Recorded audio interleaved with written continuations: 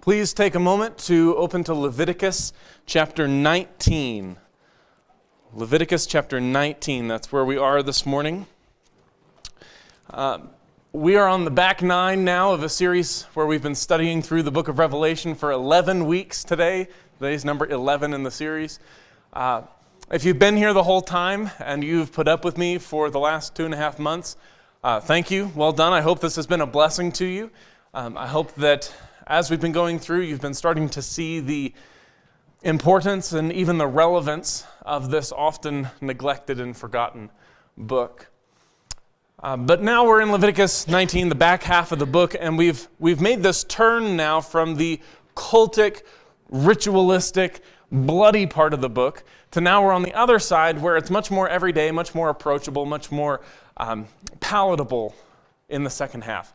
So we're in chapter 19, which is really just a bunch of rules. And this chapter is really a bit disheveled. It feels like this disjointed, kind of hobnobbed together collection of rules that seem to have nothing to do with each other.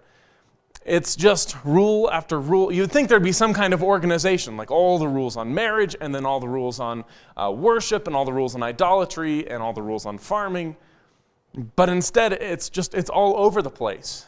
This chapter alone has rules on fruit, idols, shaving, vengeance, witchcraft, idolatry, all kinds of stuff happening all here together. Now, normally what we've been doing through the series is we would read a verse or two, and then we'd stop and talk about it, and then we'd read a few more verses and stop and talk. And then when we got to the end of the passage, we would back up and look at the whole thing all at once. But I don't think that's going to be a good approach for today. So today we're going to skip the first part, and we're just going to jump right to the part where we look at the whole thing all together and try to make sense of this chapter as a whole. So we're going to begin. I'll just read the whole chapter. I want you to get a feel for just how sort of scatterbrained the chapter is. So let's begin. Leviticus 19, verse 1. The Lord also said to Moses, "Give the following instructions to the entire community of Israel. You must be holy, because I, the Lord, your God, am holy. Each of you must show respect for your mother and father, and you must always observe my Sabbath days of rest. I am the Lord, your God. Do not put your trust in idols or make metal images of gods for yourselves. I am the Lord, your God. When you sacrifice a peace offering to the Lord, offer it properly, so it will be accepted by God. The sacrifice must be eaten on the same day you offer it, or on the next day. Whatever is left over until the third day must be completely burned up. If any of the sacrifice is eaten on the third day, it will be contaminated, and I will not accept it. Anyone who eats it on the third day will be punished for defiling what is holy to the Lord, and will be cut off from the community. When you harvest the crops of your land, do not harvest the grain along the edges of your fields, and do not pick up at the harvester's drop. It's the same with your grape crop. Do not strip every last bunch of grapes from the vines, and do not pick up grapes that fall to the ground. Leave them for the poor and the foreigners living among you. I am the Lord, your God. Do not steal. Do not deceive or cheat one another. Do not bring shame on the name of your God by using it to swear falsely. I am the Lord. Do not defraud or rob your neighbor. Do not make your hired workers wait until the next day to receive their pay. Do not insult the deaf or make the blind stumble. You must fear your God. I am the Lord. Do not twist justice in legal matters by favoring the poor or being partial to the rich and powerful. Always judge people fairly. Do not spread slanderous gossip among your people. Do not stand idly by when your neighbor's life is threatened. I am the Lord. Do not nurse hatred in your heart for any of your relatives. Confront people directly so you will not be held guilty for their sin. Do not seek revenge or bear a grudge against a fellow Israelite, but love your neighbor as yourself. I am the Lord. You must obey all my decrees. Do not make 2 different kinds of animals. Do not plant your field with 2 different kinds of seed. Do not wear clothing woven from 2 different kinds of thread. If a man has sex with a slave girl whose freedom has never been purchased, but who is committed to become another man's wife, he must pay full compensation to her master. But she is not a free woman. Neither the man nor the woman must be put to death. The man, however, must bring a ram as a guilt offering and present it to the Lord at the entrance of the tabernacle. The priest will then purify him before the Lord with the ram of the guilt offering, and the man's sin will be forgiven. When you enter the land and plant fruit trees, leave the fruit unharvested for the first 3 years and consider it forbidden. Do not eat it. In the 4th year, the entire crop must be consecrated to the Lord as a celebration of praise. Finally, in the 5th year, you may eat its fruit. If you follow this pattern, your harvest will increase. I am the Lord, your God. Do not eat meat that has not been drained of its blood. Do not practice fortune-telling or witchcraft. Do not trim off the hair on your temples or trim your beards. I'm in trouble. Do not cut your bodies for the dead, and do not mark your skin with tattoos. I am the Lord. Do not defile your daughter by making her a prostitute, or the land will be filled with prostitution and wickedness. Keep my Sabbath days of rest and show reverence toward my sanctuary. I am the Lord. Do not defile yourselves by turning to mediums or to those who consult the spirits of the dead. I am the Lord, your God. Stand up in the presence of the elderly and show respect for the aged. Fear your God. I am the Lord. Do not take advantage of foreigners who live among you in your land. Treat them like native-born Israelites and love them as you love yourself. Remember that you were once foreigners living in the land of Egypt. I am the Lord, your God. Do not use dishonest standards when measuring length, weight, or volume. Use scales. Your scales and weights must be accurate. Your containers for measuring dry materials and liquids must be accurate. I am the Lord your God who brought you out of the land of Egypt. You must be careful to keep all my decrees and regulations by putting them into practice. I am the Lord. So you get the idea in 37 verses of just how scattered this chapter is and how many different areas of life it reaches into. 43 is how many commands we read in 37 verses. 43 commands. I remember being a young man. I remember being excited to get my driver's license because I thought when I got my driver's license, I was going to be so much more free. I was going to be able to do things that I wasn't able to do before. And it was true that when I got my license, there was a little bit more freedom because I wasn't always tethered to someone that could drive. But what I found is actually when you get your license, there's more rules and there's more responsibility and more accountability. There's this whole system of traffic law that you weren't really aware of until you were aware that it was there. But when you get your license, all of a sudden, all these rules apply to you. So actually getting my license meant more rules and more responsibility, not less.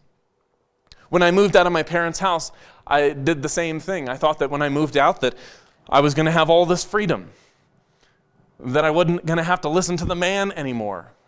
But it turns out that when you move out of the house, actually there's another man named Uncle Sam, and he's got a whole bunch of rules for you that your folks didn't have.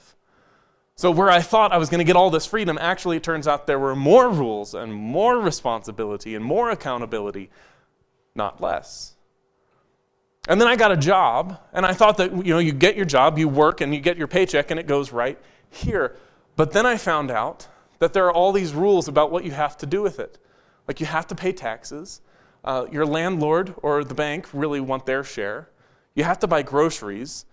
And before you know it, there's nothing in here anymore.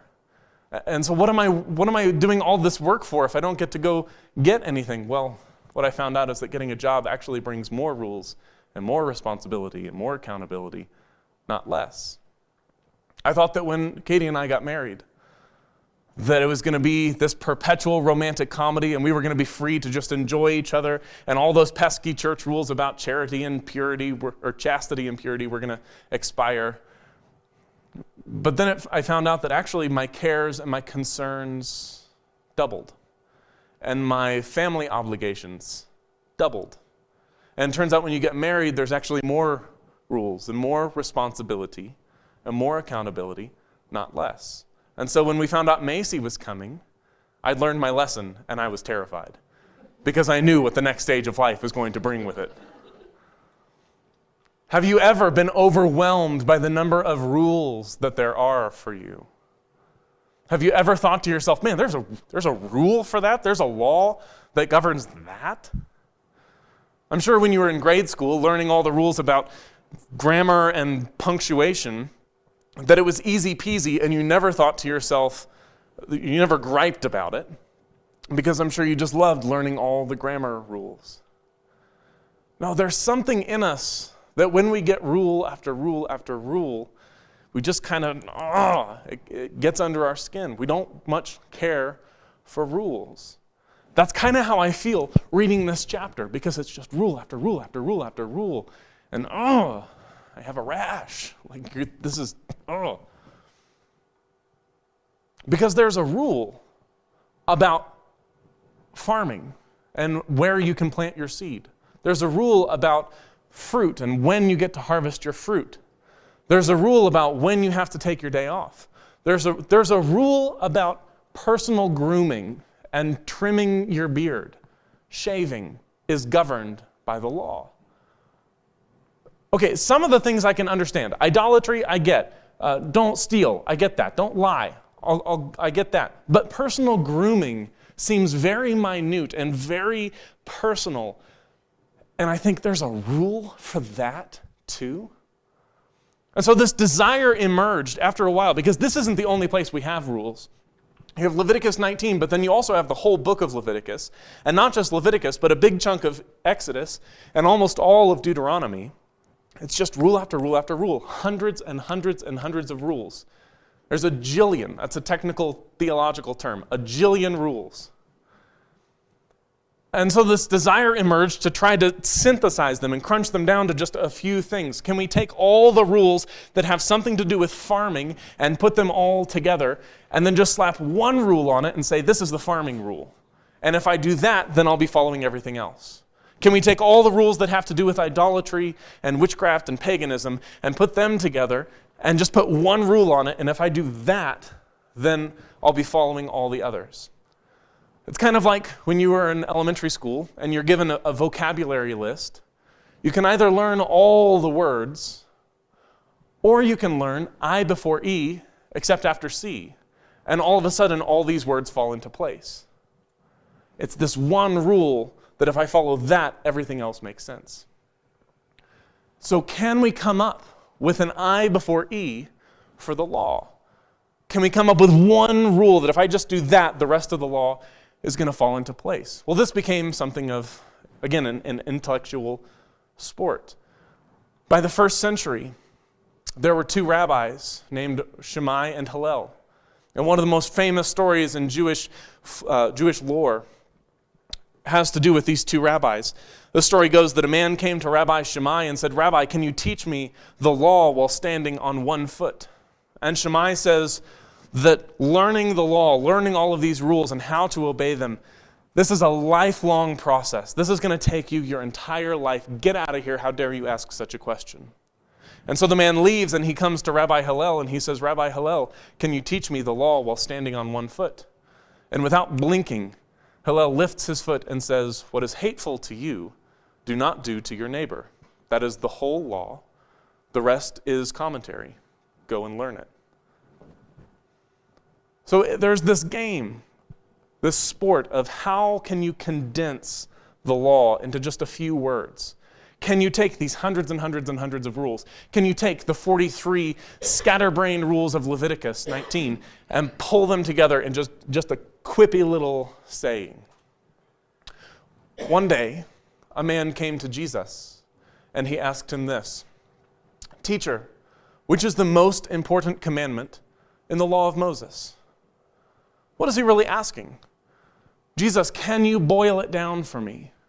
Can you give me just a few things? Can you just give me like one little I before E rule that if I follow that, I'll be following everything else? Can you give me this I before E?" Take a look at what Jesus says. Jesus replied, "You must love the Lord your God with all your heart, all your soul, and all your mind. This is the first and greatest commandment. A second is equally important. Love your neighbor as yourself." The entire law and all the demands of the prophets are based on these two commandments. So Jesus says, yeah, I'll boil it down for you. And it's not what is hateful to you, do not do to your neighbor. It's love God and love people. The whole law hangs on those two things. Those are your two I before E rules that if you do that, you'll be doing the rest of it. Okay, so Jesus has condensed it for us, but then you still have the question, when you come to Leviticus 19, why would I bother doing this? Who cares if I follow the rules or not? What's the consequence for not following the rules? What's the benefit of following the rules? Who tells me I have to? Why should I care? Take a look again at how this chapter begins.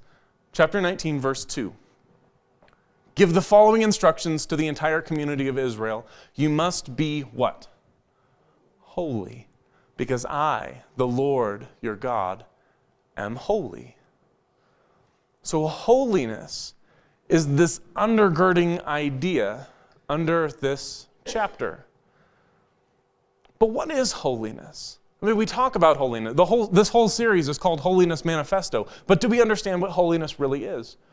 Holiness is about living a way of life that is different from everybody else. Holiness is about being not normal. It's unique. It's strange. It's weird. It's offbeat.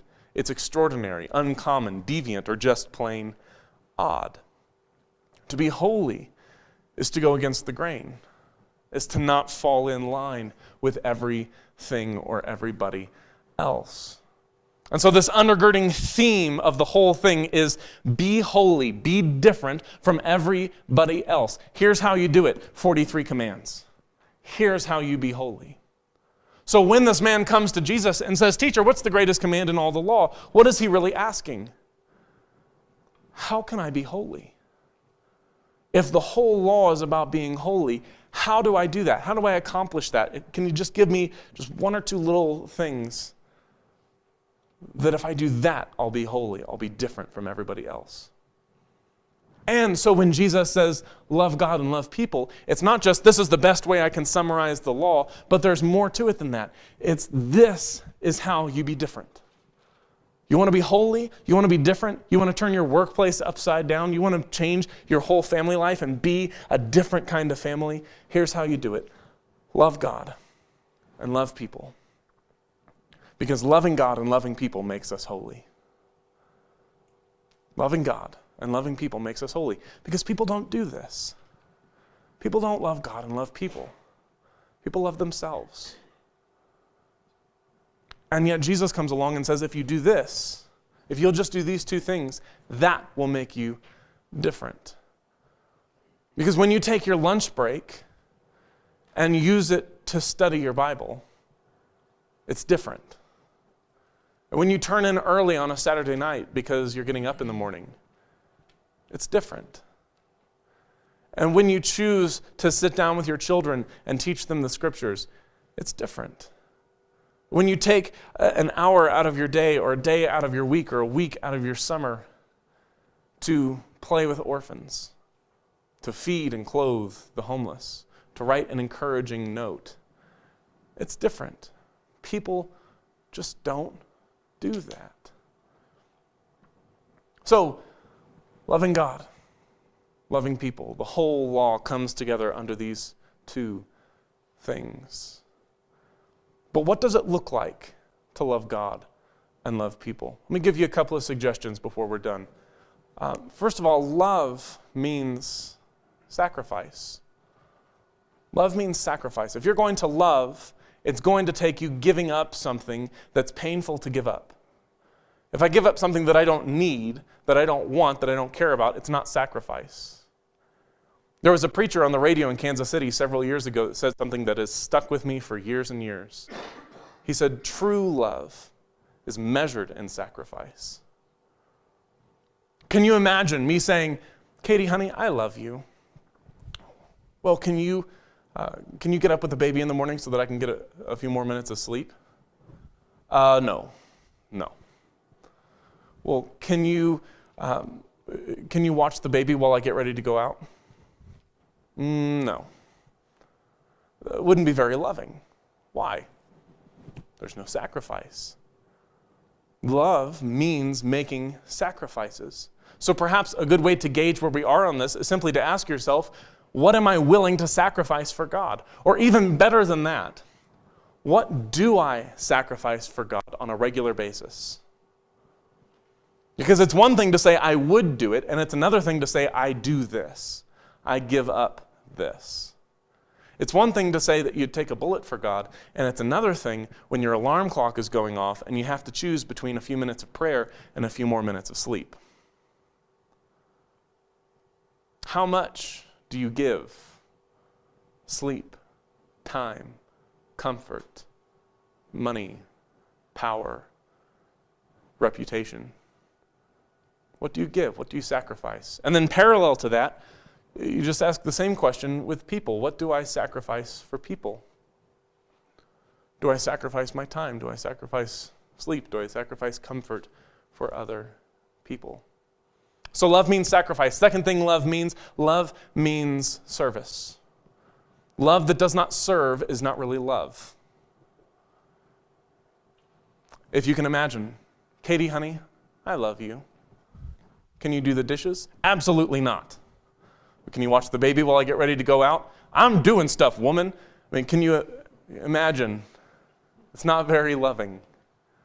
Why? Because there's no service. If I don't serve, I'm not loving. So let me ask you this. What does it take to get you to serve God? Do you wait for someone to tap you on the shoulder and ask you to do something, or do you seek out opportunities to serve? Are you eager or just willing? When it comes to people, do you seek out opportunities to serve people, or are you willing if the opportunity comes up, if the need arises? Is hospitality important to you? How often do you open your home to others? So love means sacrifice, love means service, and then love also means humility. Katie, honey, I love you. Do I look pretty? Not as pretty as me. I don't know, I had 2 more of those, but I'm starting to get in hot water, I can tell. Without humility, there is no love. Humility means not thinking more highly of yourself than you ought to. Humility, you could say, is seeing myself the way I ought to see myself. Seeing myself the way God sees me. It means approaching God and approaching others with the stance that you are better than I am. So may you love others through sacrifice, through service, and through humility. May you be made holy by loving God and loving others. May you be holy as He is holy.